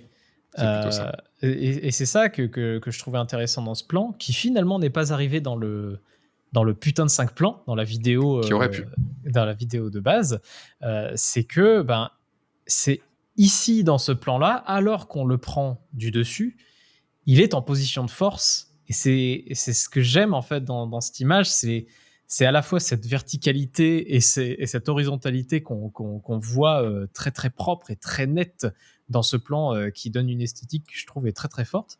Oui, puisqu'il y a des traits, je me permets juste de te couper, Oui. il y a des traits verticaux qui sont les marches, parce qu'en vue de dessus, un escalier, du coup, chaque marche, en fait, il y a un petit trait blanc qui forme des verticales, vraiment des vraies verticales, et il y a cette horizontalité par le bras et le fusil qui sont, du coup, qui les coupent à la perpendiculaire. Et il vient vraiment casser cette image, ouais, qui est vraiment finalement, c'est lui qui vient dominer l'image et qui domine le personnage par, du coup, par enchaînement, quoi. Donc moi, j'adore ce plan pour ça. Et ce qui est très drôle, là, ça me fait y penser. Si on prend avec le plan de fin que j'avais pris de lui, le plan où du coup sa femme est morte et que lui en fait c'est une vue, alors c'est pas une vue zénitale, c'est une vue on va dire isométrique plutôt, donc un peu de la caméra est on va dire à 3 mètres au-dessus de lui et un peu sur le côté. Elle est en bonne grosse plongée, quoi. Voilà. Et donc là, c'est marrant parce qu'il est au même point. Si on met les deux photos là sur l'écran sont sont l'une sur l'autre. Et en fait, le visage est exactement sur la même verticale que sur les deux images, le visage est sur la même verticale. Et en fait, il regarde aussi vers la gauche, mais cette fois, en fait, vers la gauche, il y a sa femme qui est du coup morte un peu plus haut. Enfin, il y a des débris et du coup, elle prend tout le tiers gauche de l'image. Presque même la moitié gauche, finalement. Presque même la moitié gauche, en effet. Et tu as en fait, c'est marrant parce qu'il est dans une position de force sur celle d'avant et une position totalement de faiblesse, puisque du coup, il vient de perdre sa femme, il vient de perdre complètement la partie, en fait. Et Là, pour le coup, je trouve que c'est vraiment un tableau, ce plan d'en bas. Ça fait vraiment tableau, un peu comme on pouvait le faire à l'époque avec des trucs tragiques, etc. Je sais pas comment dire. J'ai l'impression que ce plan me remémore des tableaux que j'ai pu voir en cours de l'art, ou d'histoire de l'art, ou de choses comme ça. oui, dans ces cours, on a retenu aucun nom. Exactement. Exactement. Et oui, parce que l'histoire de l'art, c'est pas trop notre truc. Mais en fait, donc dans ce plan de fin, il y a donc sur la moitié gauche, donc cette femme qui est en plus en mode allongé, la tête vers le milieu, morte dans les débris, et un peu en hauteur, à 3 mètres au-dessus en fait de l'ambassadeur. Et en vue vraiment dessus, l'ambassadeur qui paraît tout petit à ce moment-là, qui paraît vraiment plus comme un gamin en fait, qui du coup est en plus, il a un peu les genoux comment dire, pliés. Enfin, ouais, on sent qu'il est pas, il est plus en position de force du tout, quoi. Et on le voit en entier, là où on voyait pas ses pieds dans l'autre en plus. Donc, et il était droit, ferme, alors que là, il est vraiment plus rabougri, on va dire. Et il est presque dans la même position quand il réfléchit, avec le bras en avant, C'est l'autre vrai. bras sur le long du corps. Là, c'est vrai Ouais, que tu mets en parallèle et finalement, il y a beaucoup de similitudes. Sans sa du coup, fourrure royale. sans sa fourrure royale, tout à fait. Et donc moi, j'irais sur il y a deux plans moi j'aimerais bien parler. Il y a ce plan-là, parce que j'ai pas pu en parler dans la vidéo et j'étais un peu frustré. C'est un plan assez anodin. Donc c'est le plan du pont où il va et des drapeaux, enfin où il va y avoir le truc avec les drapeaux juste après. Donc pour situer la scène, il y a un pont dessus, il y a des gens qui peuvent passer, des voitures qui peuvent passer, et en dessous il y a un train qui passe. Le train, qui est un train d'essence, je crois, de pétrole, déraille, explose. Bon, ça nique pas le pont, mais en gros, en dessous, il y a un gamin qui est en train de pêcher dans une petite barque ronde en dessous. Et donc forcément, il va falloir aller sauver le gamin et tout. C'est le moment de la rencontre entre Ram et Bim. Et en fait, ce plan, c'est une vue je dirais que c'est potentiellement une vue subjective d'une personne qui est sur le pont. C'était même Ram, peut-être, parce qu'on voit qu'il y a une personne qui regarde en bas, qui regarde le fleuve, qui voit donc du coup cette petite barque, et il y a l'ombre projetée du pont qui est projetée donc du coup sur le fleuve. La barque n'est pas dans l'ombre, elle est vraiment dans la lumière, et on voit le train passer en dessous. Et en fait, ce que je trouve taré dans ce plan, c'est que ça raconte tout ce qui va se passer juste après. Puisque comme on a une vue en fait d'en haut, on se dit ok, très bien, bon, il y a cette barque, outre le fait qu'on a vu le gamin un petit peu avant et qu'on se doute qu'il va potentiellement y avoir quelque chose, hein, bien sûr. Mais il y a le train qui passe en dessous, et le train est dans l'ombre. Le train forme l'ombre. Donc le train est le noir, et l'ombre, et l'obscurité, alors que ça va être du feu juste après. Mais cette ombre augure quelque chose de très mauvais, et la barque se rapproche du pont. Donc ça veut dire qu'il va se passer un truc avec ce pont, avec En fait, là, le réalisateur, par un plan, arrive à expliquer un petit peu tout ce qui va se passer et à instaurer, à mettre comment dire, pas en conflit les deux, mais à nous mettre, nous, en position d'insécurité, en se disant, putain, merde, il y a un truc. On sait pas encore quoi, parce qu'on n'a pas eu d'indice là-dessus vraiment, mais il y a un truc qui va se passer, on n'est pas bien, tu vois. Je trouvais ça très cool, en fait, d'avoir utilisé l'ombre, plutôt que d'avoir utilisé vraiment le train et la barque vus en même temps, tu vois. Surtout Et en qu'il plus, il laisse le temps de vraiment comprendre, en fait, et de se dire que ces 2 choses vont être liées, et c'est ça qui est très fort, en fait. C'est juste qu'un plan, on comprend des choses, en fait. On n'est pas obligé d'en montrer 10, même si après il montre, hein, mais ouais, mais ça vient dire, ok, je maîtrise mon sujet, quoi. Puis le fait qu'il y ait juste une personne qui regarde et tout montre qu'il y a, enfin, seul au monde, enfin, tout ça, il y a un truc, en plus les deux sont proches sur l'image, l'ombre du gars est proche, et pas très loin quand même de la barque, qui elle est vraie, elle est pas en ombre. Enfin, je sais pas, c'est un truc, en plus, ce que j'ai pas dit, mais que le pont est en diagonale, l'ombre du pont est en diagonale sur cette image, donc vient complètement barrer, en fait, comme si c'était, bah non, tu passeras pas. Tu pourras pas passer, il va t'arriver un malheur. très bon choix. Et lequel, je suppose que l'autre, c'est dans le souk? Ouais. Ouais. Ce plan-là, qui est un plan un petit peu anodin, on va dire, par rapport à tous les autres plans qu'on a pu montrer. C'est bien de finir là-dessus, sur de la Je pense légèreté. sur un peu plus de légèreté, mais pas moins de profondeur. Puisqu'en fait, c'est un plan, donc, de comment elle s'appelle déjà, elle? Est-ce qu'on dit son nom? Jennifer? Oui, Jennifer, non? Jennifer, si, c'est ça.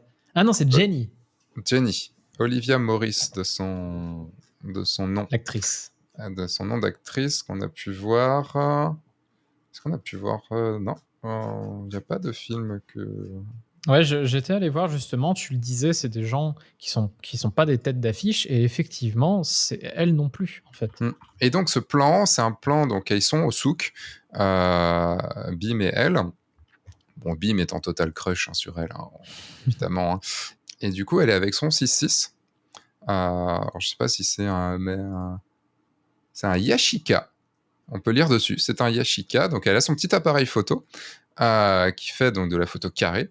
Et donc, elle est là en tant qu'un peu touriste, même si c'est genre, je sais pas si c'est la fille. Non, c'est pas la fille de l'ambassadrice. On sait pas qui c'est.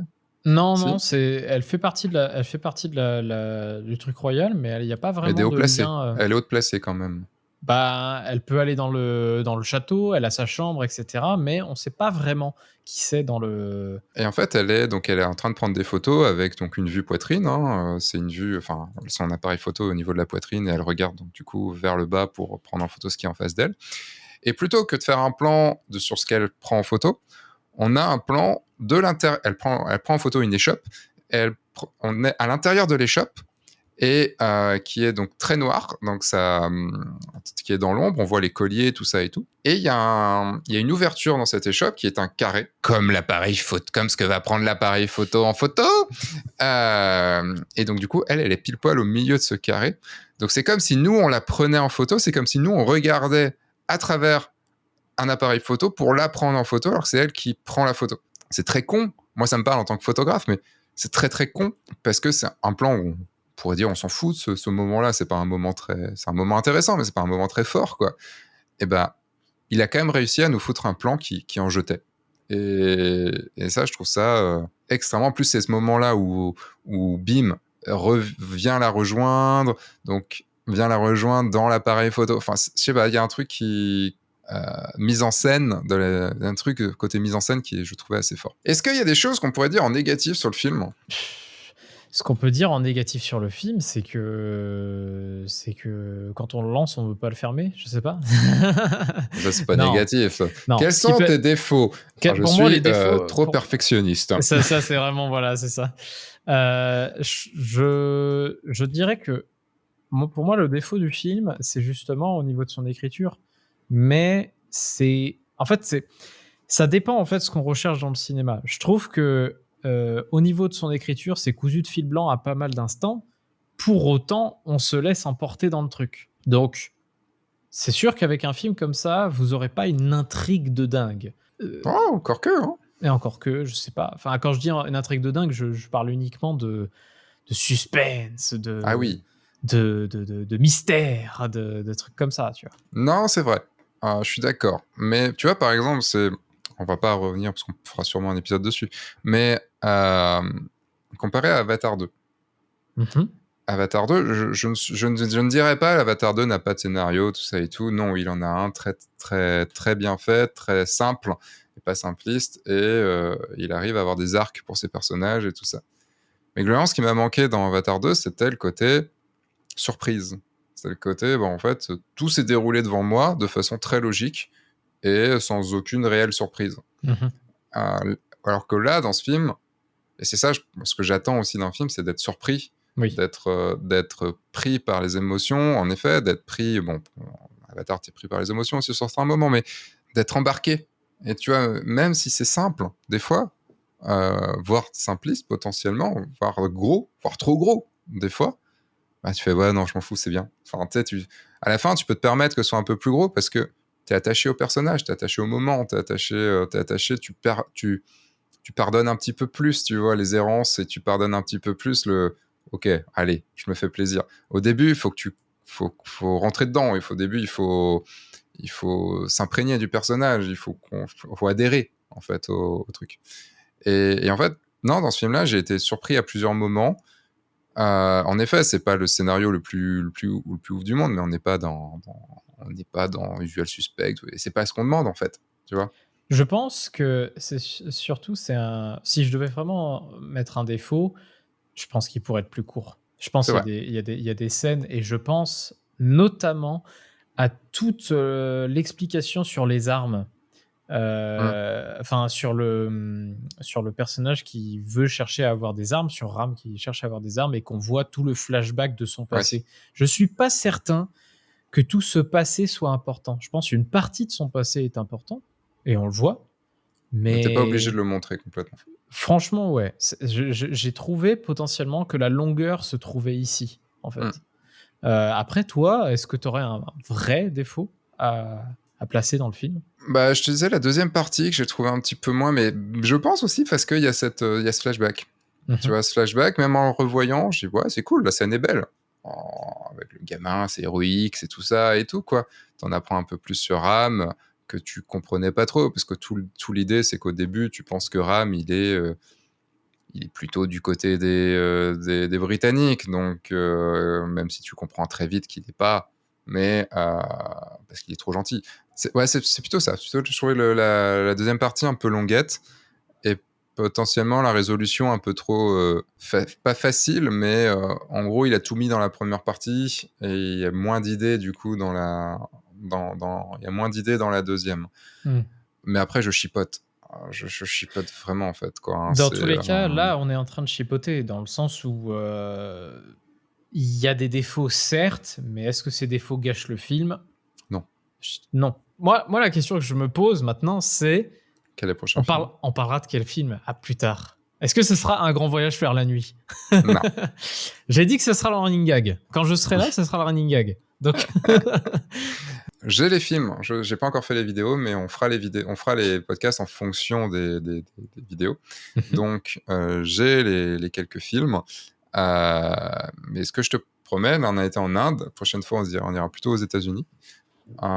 Potentiellement France, mais on ira au Japon aussi. Parce que l'idée aussi, c'est que comme on n'a pas exactement la même culture cinématographique, les mêmes accointances cinématographiques, bah, du coup, tu vas aussi m'obliger, entre guillemets, à aller vers certains films, comme je vais t'obliger aussi à aller vers certains films. Tout à fait. Dites-le en commentaire quels sont les films qu'il faut absolument voir pour leurs images, majoritairement. Parce que des films, il y en a des vachement bien, mais il y en a un, malheureusement, où on n'a finalement pas trouvé tant d'images que ça. Oui, Et on c'est peut le bien dire. dommage. C'est Everything Everywhere All at Once. Voilà. Qu'on Donc il y a adore, plein de mais bons qui- films. On adore. Moi, j'adore. Je l'adore plus avec le recul qu'au visionnage, étrangement. Mais voilà. Il y a des films qui sont beaux, des films qui sont moins beaux, mais des films qui sont bien, surtout, comme sans forcément être beaux. Et on verra ce qu'on sélectionnera. Prochaine Et on fois, plus aura- Hollywood. Ouais, et on aura un truc à faire un jour, se faire un Marvel. Ouf. Ça va faire mal, Un mais on se fera un seul. Marvel. Ah oui, parce qu'il y aura peut-être potentiellement des séries de films. Parce Oui. que là, il y en a un qui va sortir sur une série, sur une saga de films. Oui, c'est vrai. Non, bah c'était cool. Merci Max pour ce premier vrai épisode. Le prochain épisode sera pas forcément parler de film. Faut qu'on trouve un titre aussi à ce format-là. Et de toute façon, le prochain podcast, je sais pas à quel rythme on sortira ce podcast-là. Toutes les 2 semaines, Écoute, peut-être, un truc comme ça. Moi, j'ai envie de te dire, pour le moment, ne nous posons pas un rythme. Ne nous posons pas un rythme, la voie de la sagesse. Et le prochain sera sur le projet. Je parlerai du projet. Et là, sûrement, je serai tout seul à ce moment-là. Je vais voir un moment où j'ai envie de parler, je parlerai. Merci Max. Merci à toi, Sébastien. Juste, où est-ce qu'on peut te retrouver quand même? Ah, c'est gentil. On se retrouve. Alors, moi, on me retrouve sur ma chaîne YouTube Lisopha et des jeux en pagaille. Je parle de jeux de société, mais j'essaie de ne pas parler de jeux de société comme les autres. Donc, n'hésitez pas. J'accueille tout le monde. Bon, en tout cas, toutes les personnes qui m'aiment bien, évidemment. Oui, sur les autres, allez vous faire foutre. Voilà. Là, très bien, je mettrai le lien dans la description ou même dans la fin de cette vidéo. Tu t'en chargeras. C'est toi qui Oui. C'est toi qui charge les podcasts et les vidéos. Tu ne sais plus poser une vidéo de toute façon. Non, maintenant je suis devenu un vieux riche, donc voilà. Et puis du coup, moi, vous pouvez me retrouver sur ce podcast, évidemment, sur F1.4 et sur le guide du photographe de mariage. Vous avez les liens dans la description. Et merci d'avoir suivi ce premier vrai épisode. Et n'hésitez pas donc à mettre une petite note sur Apple Podcast, Spotify, à mettre un pouce vers le haut sur YouTube si vous voulez regarder sur YouTube et un petit commentaire en disant quel film vous voulez voir, ce que vous avez pensé, tout ça et tout. Et puis, un grand merci à toi Max aussi parce que tu vas monter maintenant. Tu vas avoir la charge de monter ce podcast. Et puis on se retrouve très bientôt pour un nouveau podcast sur, du coup, Sébastien veut faire un film. Voilà. Il veut faire un film comme RRR. À terme, ouais, ce serait cool. Allez, salut. Mais il faut faire Baobali avant.